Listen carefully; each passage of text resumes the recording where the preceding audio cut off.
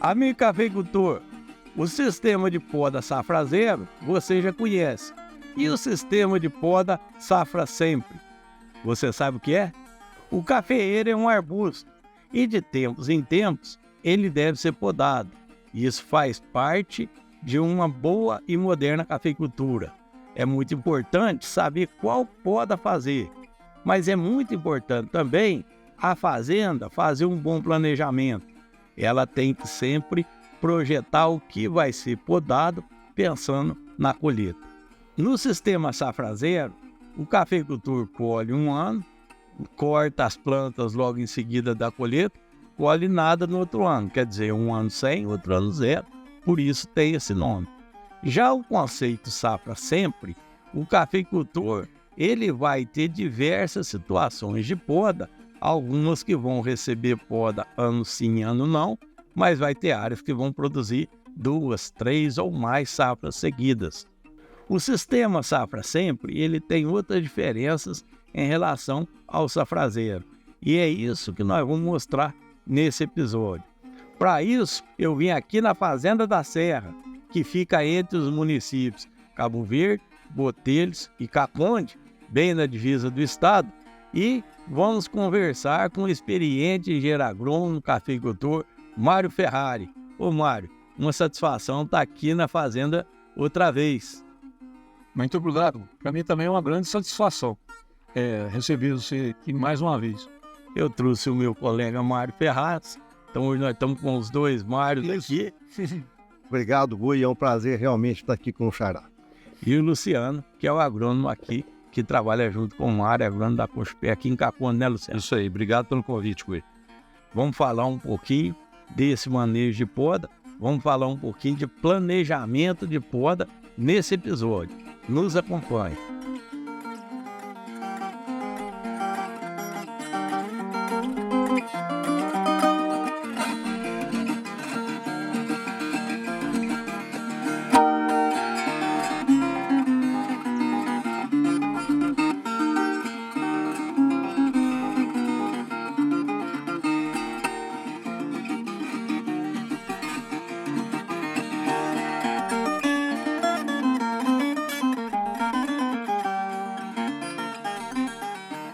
E quem nos apoia nesse episódio, viabilizando o episódio, é a Cochupé. A Cochupé que sempre apoia o trabalho que nós desenvolvemos de difusão de tecnologia, ela que é a maior cooperativa de café do mundo, e eu tenho muito orgulho de ser um desses cooperados há mais de 30 anos. Ô Mário, aquele dia você falou uma coisa que me intrigou. Você falou que podava café pensando na colheita. Como é que é isso? Assim, a gente vem passando dificuldade ultimamente, né, em relação principalmente a mão de obra. Escassez, né? Escassez, eu estou vendo assim, uma grande necessidade de haver uma mudança nas lavouras, até mesmo em montanhas, né? A região nossa é só montanhosa. Então está na hora de haver uma mudança, Uma evolução para poder nós conseguir tirar o café. Porque tá ficando a cada ano que passa mais difícil. Esse é o grande desafio, né, Mário? Porque colher uma lavoura muito alta, né, mesmo com a maquininha, né, Luciano, é difícil. Fora também colher uma lavoura com baixa carga. É isso que vocês perceberam para optar por esse sistema? Eu vejo que o que precisa ter é a gente tentar chegar a uma produção maior em um pé menor, né? Para facilitar assim, o apanhador, de preferência, colher mais café por dia em menos tempo, né? Entendi. Fazer aumentar o rendimento, né? A eficiência da colheita. Da colheita. Existem muitos plantios, está aumentando muito a quantidade de lavouras, então o pessoal não é hoje mais suficiente para... nós temos que apanhar o mesmo café com menos gente, né?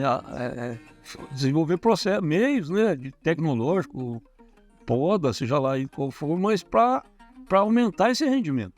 Teoricamente, você me disse que você quer dividir suas lavouras em 3. Ao contrário de safrazeiro, que 50% poda e 50% não poda, você podaria sempre 1/3 e ficaria com 2/3 em produção. Fala um pouquinho disso pra gente, Mário.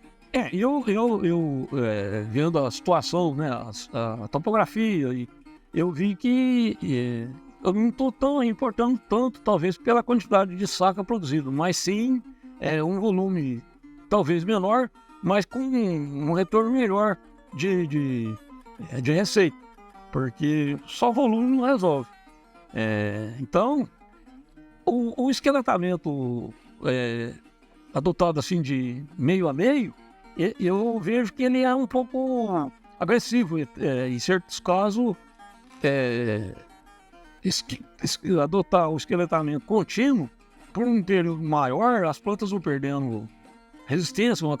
Quem já esqueletou, começou com esse processo há muitos e muitos anos atrás, hoje eles tiveram que mudar também, porque começam a morrer plantas. Então eu pensei em intercalar, né, entre o esqueletamento, evidente que o esqueletamento é o que proporciona uma produção maior, porém ele exige uma poda maior, os custos de produção, você tem que cuidar dele 2 anos para produzir né, assim, os custos são dobrados. A desbrota também é muito mais difícil, e a recepa, é lógico que ela zera a produção, é como se fosse formar uma lavoura nova, mas ela também diminui o custo, né? De adubo, até mesmo a desbrota também da recepa é mais fácil.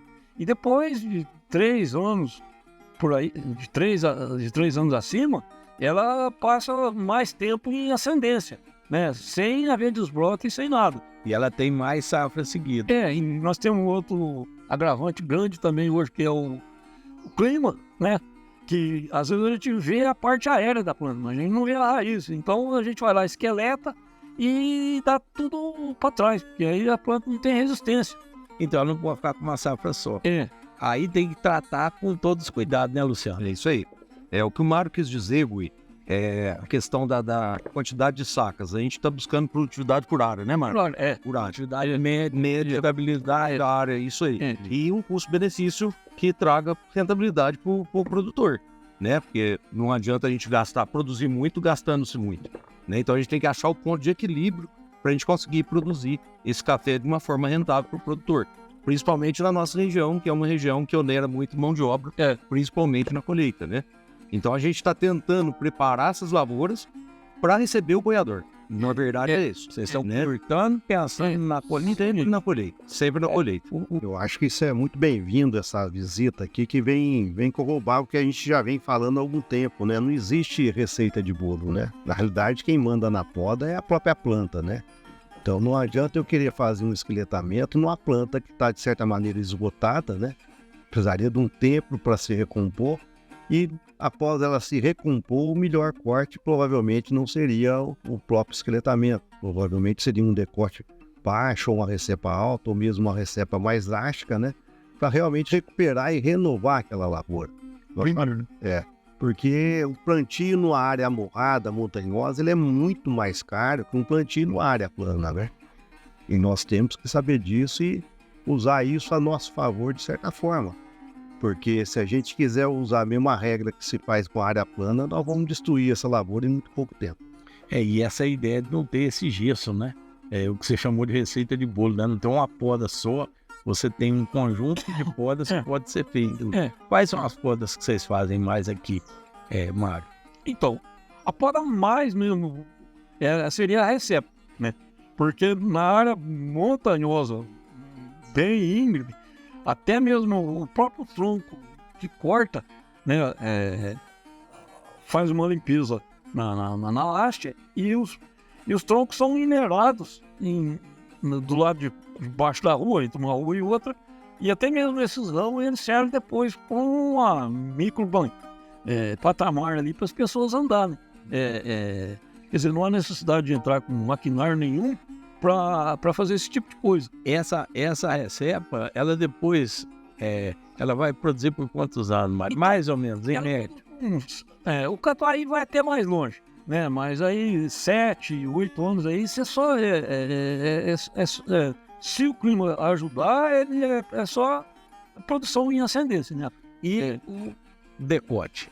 É a outra poda que vocês usam? O decote em áreas talvez que antes de recepar, né, ele seria um intermediário entre a recepa e o esqueletamento, né, para a planta se recompor, para futuramente depois adotar o sistema de esqueletamento. É até interessante que de acordo com a região chama de um jeito. Né? Quando eu pensei no esqueletamento, decote com esqueletamento, né? E a gente lembrou do decote antigo, né? Que você pensou sem mexer nas laterais. Dependendo da região muda, né, Mário? Essa chama diferente, né? E aí é que manda aí aquele olhar clínico do cafeicultor, do técnico dele, né? A planta te mostra o que tem que ser feito. Então, por isso que não tem essa receita de bolo, não adianta você tomar uma decisão muito antes da própria colheita. Esse é o acompanhamento, é o histórico da lavoura. E esse decote ou recepa alta, né, muitas vezes ele é a melhor poda naquele momento. Então, é dar a chance da planta recuperar como a natureza própria indica, né? Não podemos ser radical, né? E essa poda aí, vocês sempre despontam as laterais, essa poda alta? Não necessariamente. Pode ter caso que a gente faz só o decote e deixa a planta voltar para num próximo período a gente fazer com um esqueletamento. Quer dizer, é um arranjo que vocês fazem, né? Vocês não repetem o mesmo tipo de poda, vocês fazem diversos tipos de poda, dentro daqueles 30%. Porque quando você usa 50%, quer dizer, se você tem 100 hectares, sempre você vai produzir só em cima de 50%. Perfeito. Uma das fazendas que eu acompanho, moro lá em Três Pontos, Fazenda Mutuca, ela fazia o safrazeiro. Até postei a semana passada, o pessoal quiser ir lá no Instagram, o pessoal visualizou muito, mostrando uma poda, assim, uma brota fantástica, voltando à produção, assim, de maneira 19 internode até. E eles pensaram exatamente como você. Então eles cuidam muito bem e definem a poda depois. Dá certo que parte das lavouras que eles têm certeza que vão podar, eles podem até diminuir alguma coisa em trato, mas não é radicalizado nos 50%, porque parte ele só vai saber se vai podar depois. Inclusive eu mostrei uma lavoura que saiu de uma safra de mais de 80 sacos e saiu para uma outra safra muito boa. Quer dizer, se não cuidar direito, não consegue alcançar isso, né, Luciano? Isso aí. Porque do 50% é o risco climático, né? Que a gente pode correr de pegar um ano ruim e a gente não conseguir ter uma produção satisfatória. De uma área que ia produzir, pega uma geada, né, Mário? Também. É que fica por outro ano. Você fica muito exposto, né? O que você acha desse conjunto de ação que ele está chamando de safra sempre? Eu achei muito interessante, é totalmente... É um manejo que qualquer produtor pode realmente adotar, mas o aspecto muito importante que o Xará lembrou é a parte da facilidade de colheita. Áreas montanhosas que nem nós temos na nossa região, a planta não pode ter porte alto. Isso aí você só vai conseguir segurar através de um esquema de poda. A gente sabe que livre crescimento ele vai acabar dando a mesma produtividade da maioria das vezes. Tem estudos que mostram que até a produtividade é maior no livre crescimento. Mas o problema nosso é a dificuldade de colheita. Então, nesse aspecto, esse esquema de colheita sempre vem muito a calhar para nós aqui da região. Importante registrar que o Mário, né, junto com o apoio da Cochupé, lá atrás, há mais de 25 anos, foi um dos que ajudou a desenvolver a mãozinha, que é usada e é o que ainda viabiliza a colheita, né? Quer dizer, precisava ter aí incentivo, né? Incentivo, né? Novas pesquisas, o salto que houve lá naquela época, né? Triplicando, já está precisando de ter um outro salto. É isso que quer dizer. Tem algumas firmas hoje que estão mais interessadas em realmente ganhar esse mercado, né? Mais uma vez, agradeço o Mário por me acompanhar, Luciano, e agradeço o Mário Ferrari aí por sempre nos receber muito bem e sempre transmitir muito conhecimento para a gente. Muito obrigado por nos receber e compartilhar tanto conhecimento. E você, cafeicultor, que ainda não está inscrito no nosso canal, clique aqui, inscreva no nosso canal, deixe um joinha, isso é muito importante para a gente. Todas as vezes que a gente lançar um novo episódio, você vai receber a notificação e vai poder continuar nos acompanhando. Mande sua dúvida, comente aqui embaixo, nós vamos atrás da resposta.